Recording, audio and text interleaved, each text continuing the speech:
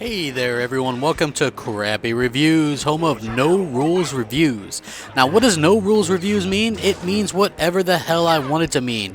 I don't adhere to any set standards or anything like that. It's called CrapgamerReviews, for God's sakes. Do you think somebody that calls themselves CrapgamerReviews is really going to be professional or have any kind of standards? No, there's no rules here. Hence, No Rules Reviews.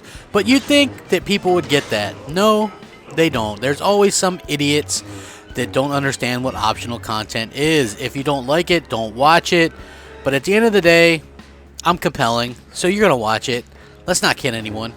Okay, here is today's review. It's Throwback Thursday, and I'm going to review a great, well, I wouldn't say great, but at least what was going to be or supposed to be a great game on the original Xbox, and that is Star Wars Obi-Wan.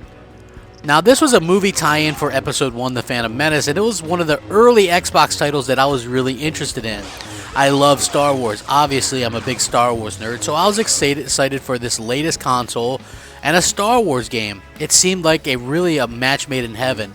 That idea was quickly changed when I actually got the game and played it. Unfortunately, Now, graphically, for its time, honestly, it's not terrible looking. But there's a lot of bland and unexciting environments and character models. Even at the time of release, I never felt like this was a good-looking game. So you know that's a bit of a problem graphically right away, especially given the original Xbox's power advantage and this being an exclusive game to the platform. Now, when you dig a little bit deeper, you see this was going to be a PC game as well and have full multiplayer functions, but those ideas were all scrapped and LucasArts decided to put the rushed game out on Xbox exclusively.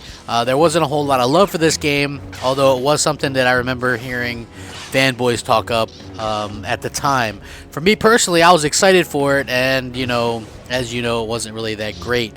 Now, the controls and camera angles are extremely difficult and weird.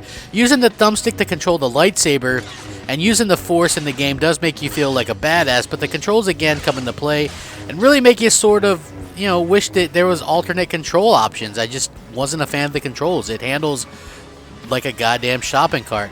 Now, another complaint is the stages. The stages are incredibly huge, and too often they're incredibly empty, free of any kind of interactive elements.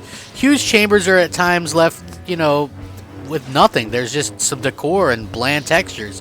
And yes, this is definitely a game that you'll have to backtrack fairly often during the course of the game.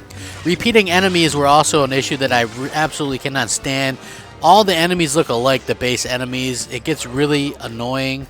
Terrible, terrible, terrible. Now, the story actually takes place weeks before Episode 1, and it has young Obi-Wan Kenobi, obviously, and you're tasked with cleaning up the streets of Coruscant. The cutscenes and voice acting is pretty lackluster, in my opinion. The AI is also really basic, and I've pretty much covered the awful graphics and textures. All in all, though, as bad as all this is, going back and playing the game now really helps bring out the nostalgia. I found myself laughing at how bad the game was, and then I started to have a little bit of fun with it. So even though it's terrible and awful, it's, also kind of fun, believe it or not. If you're a Star Wars fan and don't mind going back to play an average game, this might be a game you want to pick up because it's probably only a couple bucks. Star Wars Obi-Wan gets a 6 out of 10. Please remember to comment, rate, subscribe. Rack 'em up. Thanks for watching, everyone. Crapgamer, out.